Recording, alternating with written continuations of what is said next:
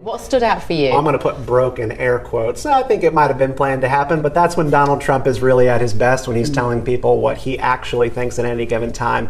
I mean, and the things that jumped out to me right off the bat were the 2 points of immigration and energy. And both of those things point to predominantly a UK that has really lost its sense of confidence and understanding of what they're trying to protect. The idea that Britain should be British, and that when you go to London, it should feel like the storybooks and the history books that you were promised is not a controversial idea. You're not going to London to visit Pakistan or India. They want to live in their own country. And he points that out, that every country should be distinct, have their own vibe, their own feeling. And that's why people come to our countries, to be part of it. But right now, Britain's not very British. Mally, can you argue with that? Well, look, it's not surprising that he wants to talk about immigration. He believes it's one of his strongest issues, and it was one of the issues he was able to focus on, and it helped him win the election.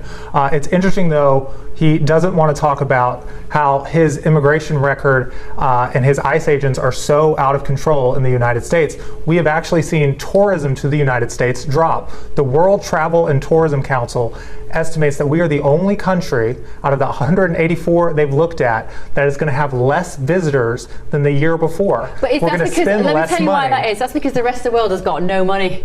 Well, Europe, there's also, by the way, there's a remarkable report out just earlier today about how New York City's Broadway is out currently on life support. They can barely keep the theater alive. And the report is actually able to show how there are no hotel vacancies for people to even come into the biggest city, the best city in America, to see a stage show. Why? Because all the hotels have been filled by New York City's government with illegal immigrants from out of the country. Immigration is a trade-off choice. You give up good things for your people and people who want to come travel for people who just showed up and claim asylum, like Zeb Gorka said. But on the immigration front, I completely agree. We need to get rid of folks who are in this country illegally, especially violent criminals.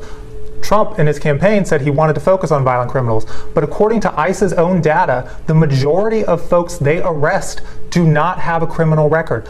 And then the vast majority don't have a violent criminal record. And it's especially ironic that they are focusing on violent criminals, or say they are focusing on violent criminals, when their own border czar, Tom Homan, was investigated for accepting a $50,000 bag of cash for a bag, before he had his position, official position, but it was to steer contracts to folks who gave him money. And this here is a deflection away from the issue of what Americans voted for in the 2024 election and put down Kamala Harris and the rest of her political career, is because they want to live in a country, and a country has borders. Never was controversial, but somehow Democrats forgot about that. And you can deflect to Tom Homan. I'm sure he's not an angel. I would never say I didn't completely deflect. That was absolutely a deflection away from the issue of protecting. It's astounding that such level of corruption. Just in case people don't know, in the UK, though, Tom Homan is basically the migration, the border czar. Is how he's the guy that is credited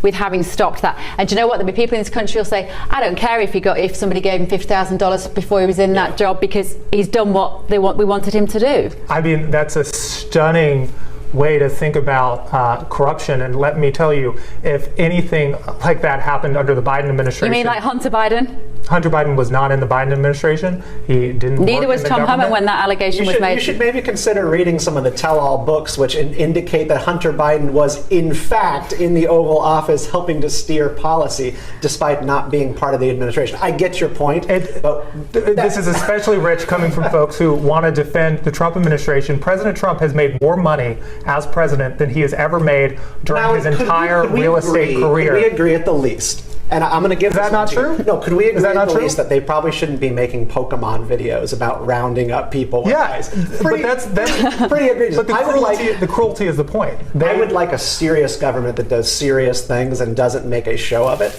I'll give you that. We do have a serious issue of corruption. Let's talk about this.